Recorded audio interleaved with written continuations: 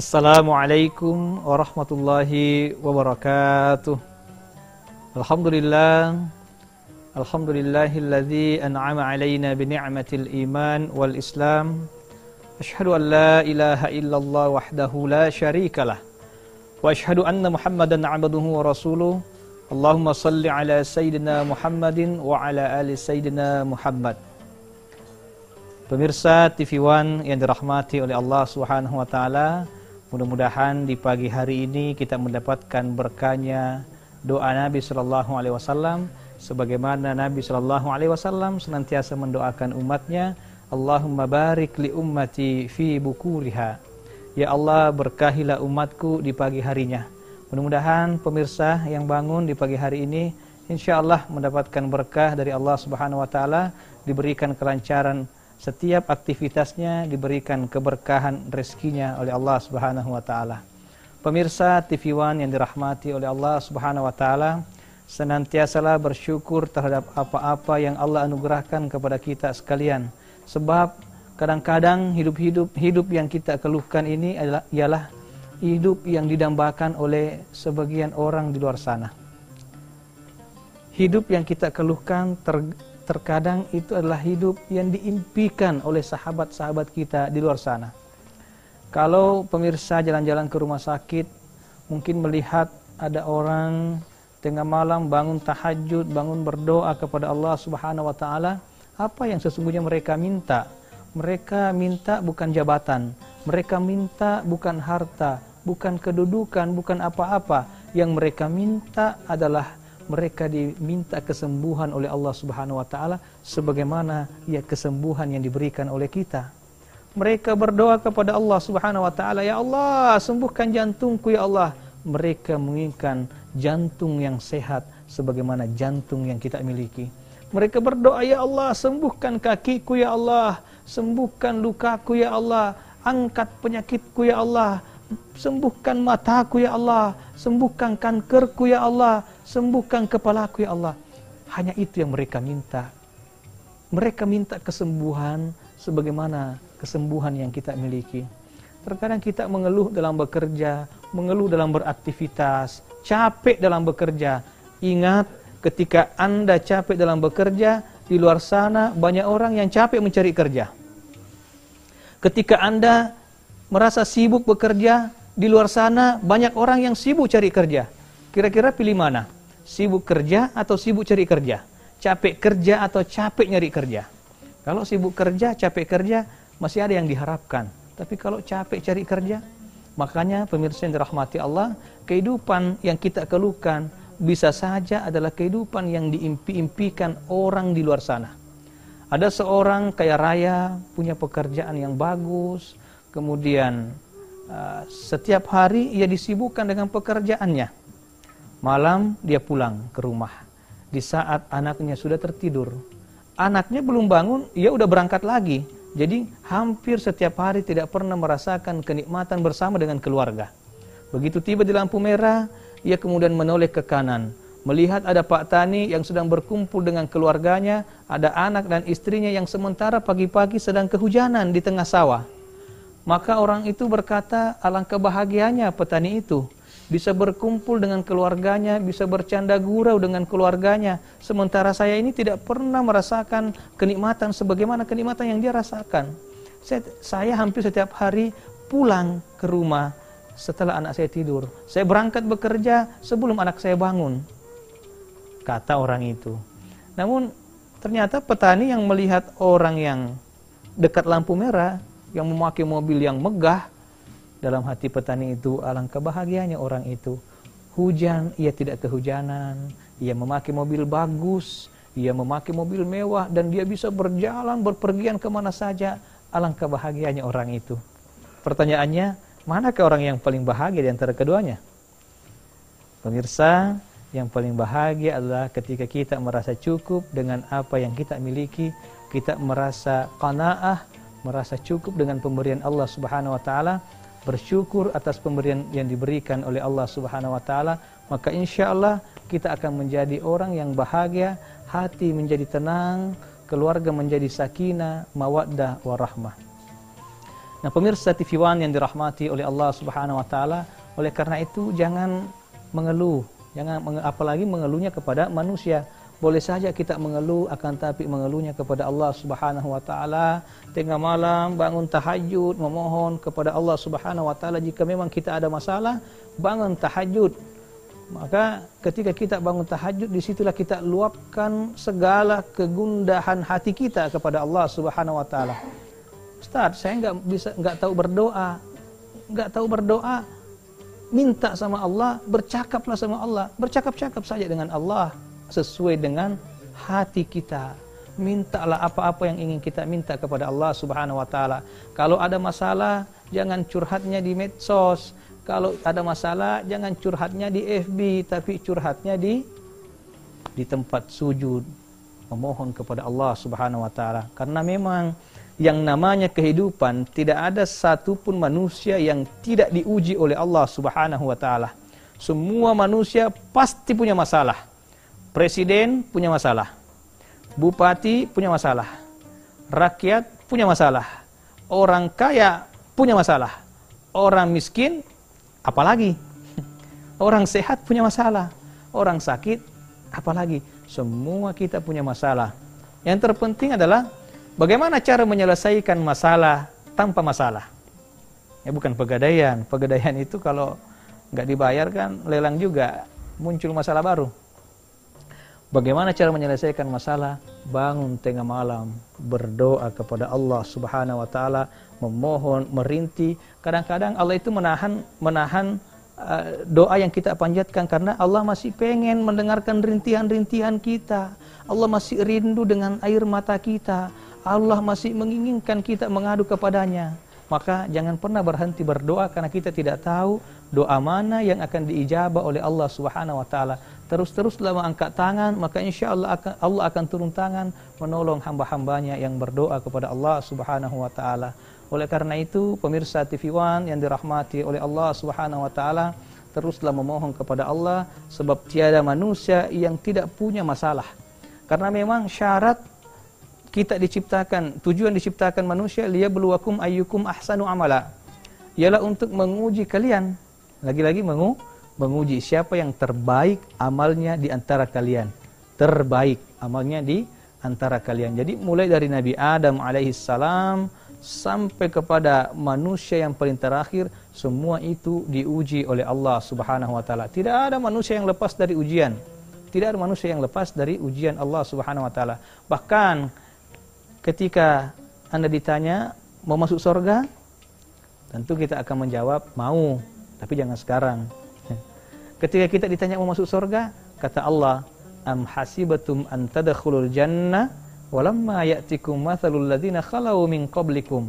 Apakah engkau mengira akan dibiarkan masuk surga begitu saja?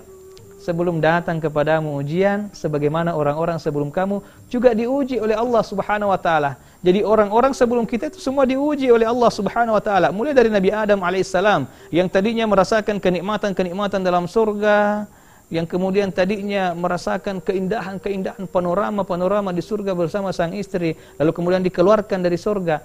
Bayangin tuh, kalau kita misalkan udah ngerasain yang namanya punya harta, punya jabatan, kekayaan, tiba-tiba jatuh miskin, gimana tuh rasanya?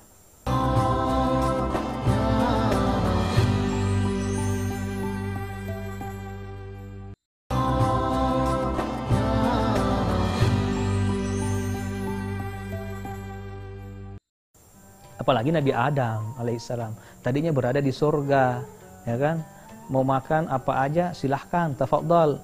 Begitu kemudian diuji oleh Allah, dikeluarkan dari surga, tiba di dunia, baru bisa makan kalau usaha sendiri. Ya Pak, itu diuji oleh Allah Subhanahu wa taala. Nabi Nuh alaihissalam juga diuji oleh Allah Subhanahu wa taala. Kurang lebih 850 tahun berdakwah Nabi Nuh, pengikutnya tidak lebih dari sekitar 80 orang saja. Bayangin, 800 tahun berdakwah, 850 tahun berdakwah, tidak lebih sekitar 80 orang yang ikut. Ya kan? Andai kata ada caleg, ya. Jadi kalau dirata-ratakan itu 10 tahun satu yang ikut. Andai kata di kampung kita ada caleg 10 tahun kampanye, satu aja yang coblos, gimana nggak stres. Nah ini Nabi Nuh alaihissalam, makanya dengan kesabarannya menghadapi kaumnya, dengan menghadapi ujian Allah itu, Nabi Nuh alaihissalam masuk dalam daftar ulul azmi. Maka semua diuji oleh Allah Subhanahu wa taala. Tidak ada manusia yang tidak diuji. Nabi Ibrahim alaihissalam banyak sekali ujian. Ini sudah lumrah kisah Nabi Ibrahim. Bagaimana Nabi Ibrahim pertama diuji menghadapi ayahnya, pembuat patung, ya kan? Setelah itu apakah selesai? Oh tidak. Diuji menghadapi istrinya. Lama dia menikah namun belum dikaruniai anak. Setelah itu Nabi Ibrahim alaihissalam diuji menghadapi anaknya. Ketika turun perintah Allah untuk agar supaya anak Nabi Ibrahim itu dikurbankan, itu salah satu ujian yang luar biasa. Makanya tidak ada manusia yang luput dari ujian Allah Subhanahu wa taala. Nabi Isa, Nabi Muhammad sallallahu alaihi wasallam apalagi sejak kecil belum lahir sudah diuji oleh Allah. Wafat ayahanda tercintanya di usia beliau 2 bulan dalam kandungan. Wafat ibundanya di usia beliau 6 tahun. Banyak sekali ujian-ujian Allah Subhanahu wa taala. Tentu pemirsa yang ada di rumah punya ujian masing-masing, punya masalah masing-masing, entah masalah dengan keluarga, entah masalah dengan tetangga, entah masalah dengan diri sendiri, dengan suami dan lain sebagainya. Ingatlah bahwa ketika Allah menguji hambanya, tentu Allah ingin naikkan kelasnya. Anak SD yang ingin naik ke SMP itu tidak bisa naik kalau nggak diuji. Demikian pula SMP ke SMA nggak bisa naik kalau nggak diuji. Ujiannya beda-beda. Ujian mahasiswa beda dengan anak SD. Kalau anak SD kelas 1 SD ditanya 7 kali 8 berapa, mungkin mereka masih bingung, ya kan? Mungkin mereka masih bingung. Tapi kalau mahasiswa yang ditanya mungkin gampang, enteng. Makanya la yukallifullahu nafsan illa wus'aha. Allah itu menguji kita sesuai dengan kadar kemampuan kita. Maka ketika kita menghadapi ujian, yakin dan percaya bahwa Allah yakin bahwa kita lebih hebat, bahwa kita mampu menghadapi ujian itu. Nah, dalam tubuh manusia ini terdiri 70% lebih terdiri dari air. Maka kita ingat filosofi air itu. Air yang mengalir di selang itu, semakin kita tekan ujungnya, maka air itu akan semakin jauh, akan semakin kencang. Manusia bila menghadapi tekanan, terkadang di saat itulah ia mengeluarkan potensi terbaiknya. Orang mau skripsi misalnya, lama dia nggak bisa kerja, begitu didadak, the power of kepepet, ternyata bisa. Jadi kadang manusia itu mengeluarkan potensi terbaiknya ketika ia mengalami tekanan-tekanan. Maka pemirsa, mungkin dulu ada yang tinggal di kampung, yang kemudian mungkin faktor ekonomi, tekanan segala macam dan lain sebagainya mengharuskan kita untuk merantau. Begitu di perantauan, alhamdulillah kita mendapatkan kesuksesan, kita mendapatkan kejayaan. Karena apa? Ternyata berawal tadi dari tekanan-tekanan waktu kita di kampung. Ocehan-ocehan, omelan-omelan orang. Terkadang kita enggak dihargai. Tapi karena ternyata tekanan itulah yang kemudian menjadi spirit untuk kita untuk melakukan perubahan. Maka ternyata ujian itu sebetulnya terkadang kita butuhkan untuk menaikkan kelas kita. Karena Allah Subhanahu wa taala menguji hambanya sesuai dengan kadar kemampuan kita. Kalau kita melihat, mengibaratkan begini, ini adalah jari telunjuk, ini adalah jari tengah. Jari telunjuk dengan jari tengah, jari telunjuk itu ibaratnya ujian, ya, ibaratnya ujian. Jari tengah itu ibaratnya kemampuan kita, sehingga jari tengah itu selalu akan sedikit lebih tinggi dibanding jari telunjuk. Artinya apa? Dalam menghadapi ujian-ujian, kemampuan kita dalam menghadapinya akan lebih tinggi sedikit dibanding ujian itu. Itulah la yukallifullahu nafsan illa wus'aha. Allah itu tidak akan menguji hambanya di luar batas kemampuan hambanya. Oleh karena itu, pemirsa, yang diuji dengan keluarga, yang diuji dengan utang piutang, Insya Allah kalau misalkan diuji dengan utang piutang, selama kita ada niat untuk membayar, pasti Allah akan membukakan jalan. Pasti. Yang susah itu kalau misalkan orang ngutang emang nggak niat bayar, ya susah, ya kan? Ataukah mungkin kita diuji dengan keluarga, ya, diuji dengan anak, karena ujian itu banyak macamnya. Walanabluwannakum bisyai'in minal khaufi wal ju'i wa naqsin minal amwali wal anfusi wath thamarat wa basyiris sabirin. Terkadang kita diuji dengan makanan, terkadang diuji dengan harta, terkadang diuji dengan kekurangan keluarga, dan lain sebagainya. Tapi di akhir ayat itu Allah memberikan kabar gembira. Wa basyiris sabirin, berikanlah kabar gembira kepada orang-orang yang sabar. Maka bersabarlah.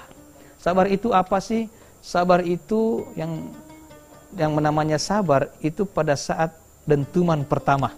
Misalnya ada orang yang tiba-tiba nggak sengaja atau apa mukul kita, nyenggol kita, di situ kadang ada dentuman pertama, langsung kita mau marah. Kapan kita meredam? Itulah sabar. Ya, maka pemirsa yang dirahmati Allah, apapun yang menimpa kita, diuji dengan rumah tangga, mudah-mudahan kita bisa melewati ujian itu sehingga insya Allah keluarga kita menjadi keluarga yang sakinah, mawaddah warahmah. Ya, keluarga yang sakinah juga bukan berarti keluarga yang tidak pernah merasakan yang namanya konflik. Nggak ada cerita itu keluarga yang nggak punya masalah. Nggak ada keluarga yang 10 tahun berkeluarga nggak pernah bertengkar sama istrinya. Nggak ada itu. Ya, kalau ada orang yang 10 tahun, 20 tahun berkeluarga nggak pernah bertengkar sama istri, ya itu dipertanyakan itu. Karena yang namanya sakinah, tenang, bukan berarti tanpa masalah. Yang namanya sakinah, yang namanya ketenangan dalam rumah tangga, ibaratnya kopi. Pemirsa, Bapak Ibu, biasa minum kopi pagi-pagi, siapin kopinya. Kopi itu kemudian dituangkan ke gelas, nih, dicampur air panas, kemudian dituangkan gula, kopi, kemudian diaduk-aduk. Diaduk-aduk, ditunggu sampai ia bercampur, kemudian disimpan, ditenangkan, lalu dinikmati.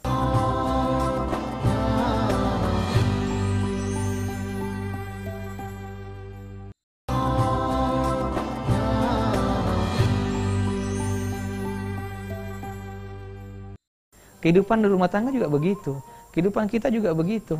Ya, kadang keluarga kita itu ada masalah, diaduk-aduk, tapi tenang, simpan, tenangkan.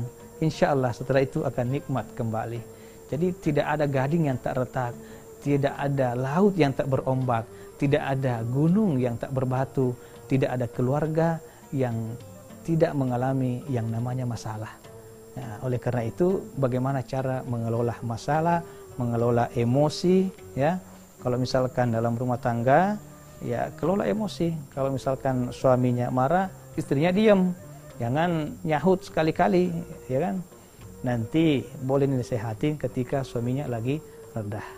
Begitupun sebaliknya, saling mengerti, saling memahami satu sama lain. Insya Allah keluarga kita akan menjadi keluarga yang sakinah, mawaddah warahmah. Begitupun masalah dengan anak-anak kita. Nah, terutama anak-anak kita, pemirsa. Anak-anak zaman sekarang kan ya bisa dibilang generasi tunduk, generasi dikit-dikit tunduk main HP, ya kan? Sehingga mengurangi kepekaan sosial, kecerdasan sosialnya itu terkurangi. Kadang mendekatkan yang jauh mendekat, yang dekat menjauh. Nah, kadang ada orang tua memukul anaknya karena merusak HP-nya. Tapi nggak ada orang tua memukul HP-nya karena merusak anaknya. Oleh karena itu anak kita juga perlu dididik. Ini salah satu masalah dalam rumah tangga adalah mendidik anak. Gimana anak nggak main HP, orang tuanya juga main HP dan lain sebagainya. Ya kan? Nggak ada masalah, cuman dibatasin. Ya. Jadi yang namanya konflik, yang namanya masalah, semua orang punya masalah. Ya. Akan tetapi beda-beda masalah setiap manusia. Yang terpenting bukan masalahnya, akan tapi bagaimana kita menghadapi masalah. Insyaallah, wa may yattaqillaha yaj'al lahu makhraja wa yarzuqhu min haitsu la yahtasib wa may yatawakkal 'ala Allahi fa huwa hasbuhu innallaha balighu amri qad ja'ala Allahu likulli syai'in qadara. Siapa yang bertakwa kepada Allah, yaj'al lahu makhraja, maka Allah akan berikan solusi dari setiap permasalahan yang dia hadapi. Wa may yatawakkal fahuwa hasbuhu. Siapa yang bertawakal, berserah diri kepada Allah, maka Allah akan mencukupkan rezekinya. Wa yarzuqhu min haitsu la yahtasib. Dan Allah berikan rezeki dari jalan arah yang tidak disangka-sangka. Jadi terkadang rezeki itu ada rezeki yang diusahakan, ada rezeki yang datang sendiri, yang memang datangnya dari arah yang tidak disangka-sangka. Mungkin karena takwanya kita kepada Allah Subhanahu wa taala, mungkin karena kebaikan-kebaikan yang kita lakukan. Oleh karena itu, pemirsa yang dirahmati Allah, kalaupun misalkan dalam rumah tangga, di dalam kehidupan kita bertetangga, berkawan, bersahabat, ada orang yang tidak senang dengan kita, coba tipsnya adalah silaturahim. Apa itu silaturahim? Silah, hubungan, rahim, kasih sayang, hubungan berkasih sayang. Kalau ada orang yang gak suka dengan kita, coba kasih hadiah orang itu, kasih hadiah. Terkadang dia akan luluh hatinya ketika kita memberikan hadiah. Dan yang kedua, kita juga tidak mesti mendengarkan setiap ucapan-ucapan orang.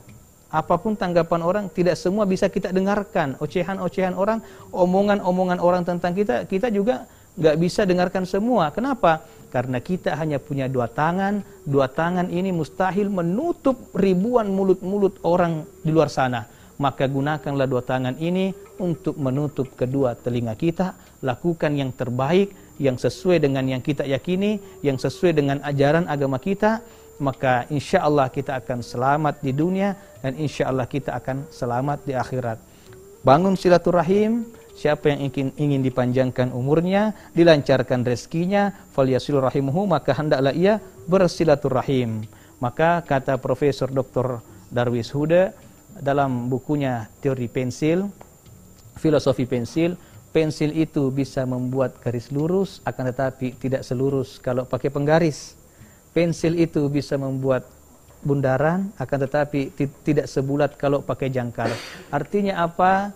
Sesuatu itu bisa kita lakukan, akan tetapi berbeda hasilnya kalau kita lakukan secara bersama-sama. Sesuatu itu bisa kita lakukan sendiri, akan tetapi tentu satu kepala dengan dua kepala, dengan tiga kepala, hasilnya akan sangat jauh berbeda.